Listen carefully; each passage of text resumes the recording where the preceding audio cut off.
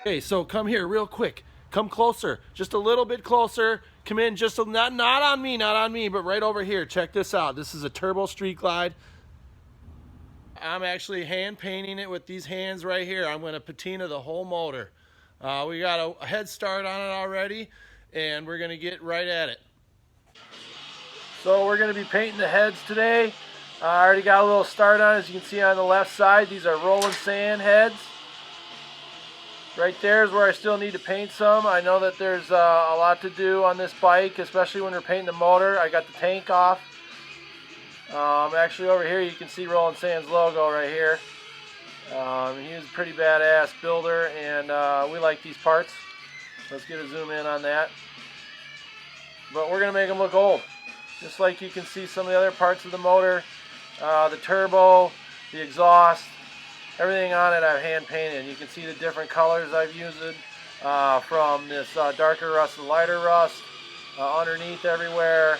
A lot of hand sanding, a lot of time to get this to work out and to do this patina barn find. I'm starting to do the wheel. I got to take the wheel off yet and get more done on that wheel.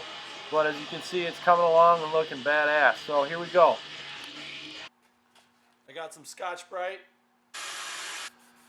These are Rolling Sands designed tops on these bad boys, on this bad boy.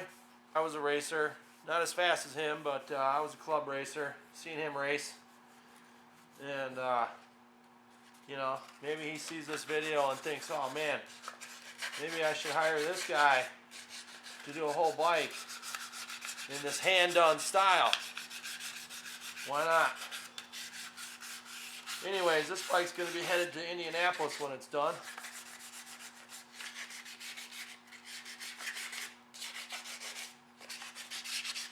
I went to a little bit heavier grit sandpaper because I wasn't getting any headway, at least for what I'm going to want to do with it.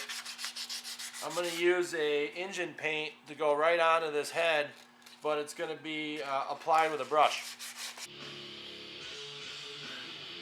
Anytime I do a patina paint job, I go into my bucket of brushes. These brushes I've painted 37 Chevys. This brush I think I painted a 54.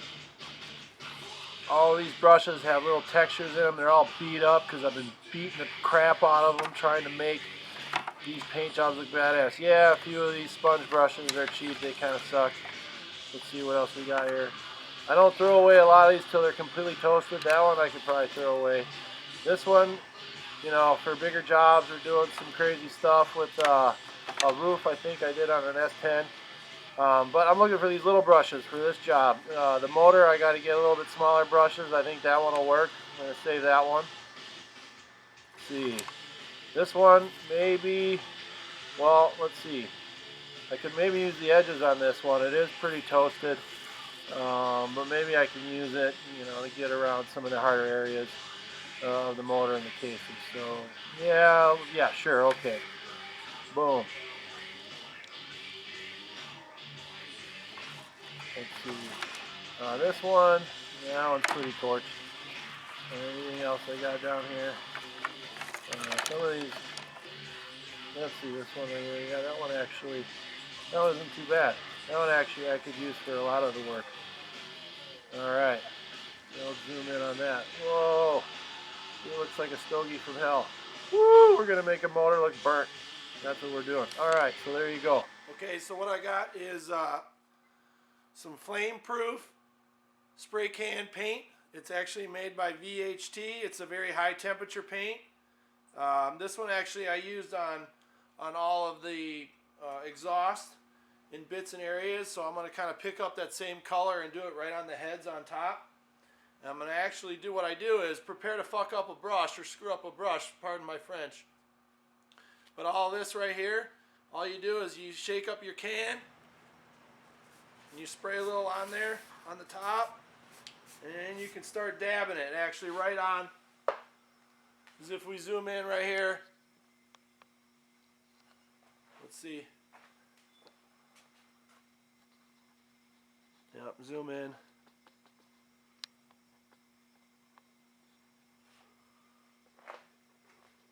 Okay, one-man show here. So, anyways, it's good to use this once you start get going. It's good to use your mask.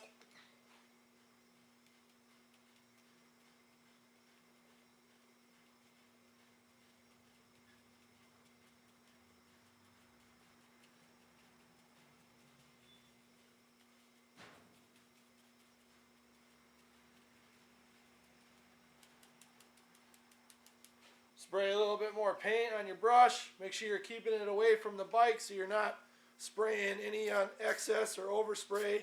It's just a little dip on the brush. Woo!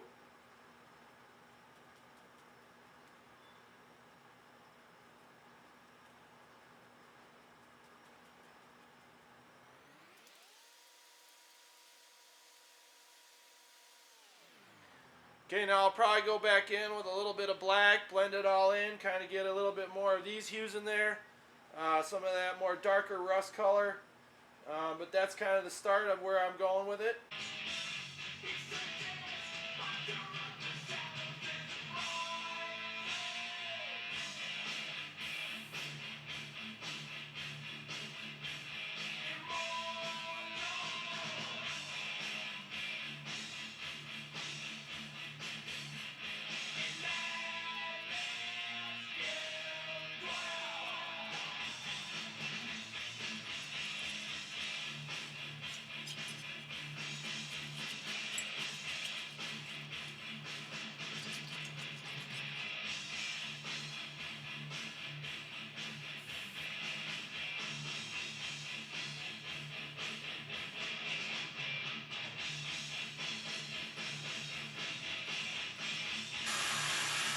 So we got this turbo street glide into the shop. Joe's been taking it to this crazy barn find look. We're gonna end up yanking these progressive suspension shocks off of here, and we're gonna go with the full air ride. We're gonna rip these off of here. For those of you who don't know what air ride is, we're gonna rip these shocks right off, and the front forks we're gonna pull off, and we're gonna change out the guts inside the front forks and add air. And then in the back, we're gonna rip these off, and we're gonna end up putting air shocks on that make it go up and down. What do you got there, Hodge? We got the Dirty Air El Grande kit from our boys over at Dirty Air. Check them out. dirty.dirtyworkskc.com. Check it out. We got some really cool stuff. But this one's going on our turbo bagger. Let's see what we got in here.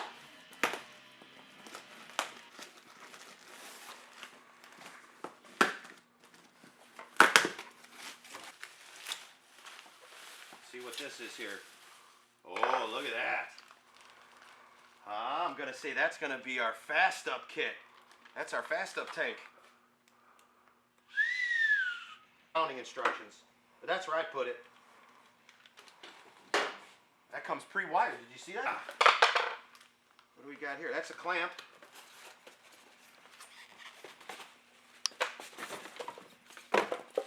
Oh yeah, there's our compressor. Okay, that's what's going to power the bike to go up and down. That provides our air to fill the pistons to move up and down. Boy, look at that. That's a micro one, huh? That one looks nice. Here, open it up and show them that they powder coat it too. Look at that. That's nice. A nice piece. Now we got, this says Dirty Air Steel Diamond Air Shocks. What does it say here? Normal ride height 11 to 12, and then normal solo pressure. Solo means for one rider, 70 psi. For two up, that's for two people, 90 psi. A lot of people don't pay attention to that.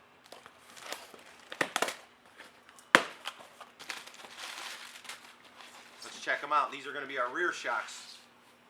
Oh yeah, look at that. That looks nice, huh? Dirty Air. It's a nice shock. That'll go with that. That'll go with this. Hey, can we reshoot this whole thing with Christmas music?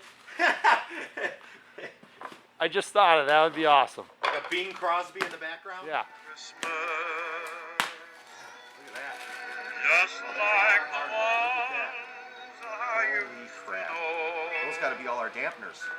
Bump stops. Yep, bump stops. Where the Yeah, I That's made what stops us from crushing the front fender. Yeah, I made sure to order those for our Good 20, call, Joe. our 23 wheel. Man, look at that braided line. listen. They're not even messing around. They got steel braided now. That's nice. Sleigh And there's all of our bells in mounting the hardware that comes with it. There's snow. our solenoid pack, our dump valves. This is our front air ride. There's our new springs that go in the front. There's our new plunger stops, I call them. That's what I'm sure there's a correct term for them, but those are what pressurize. Those move up and down.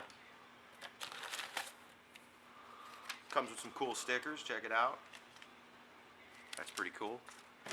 And I think that's it. That's all our boxes, ain't it? That's the whole Cool. kit. That's it. That's all there is to that kit. That's simple. Not to mention that Dirty Air also offers full tech support. The guys over there, they're awesome. You got a problem with it, you call them up. Sometimes you'll have to leave a message. They'll call you right back, and they take care of it. The guys there are really good, man. We really like Dirty Air. Stay tuned for more on the Turbo Bagger and Jmoto. Christmas, just like the ones I used to know, where the treetops glisten and children listen to hear sleigh bells in the snow.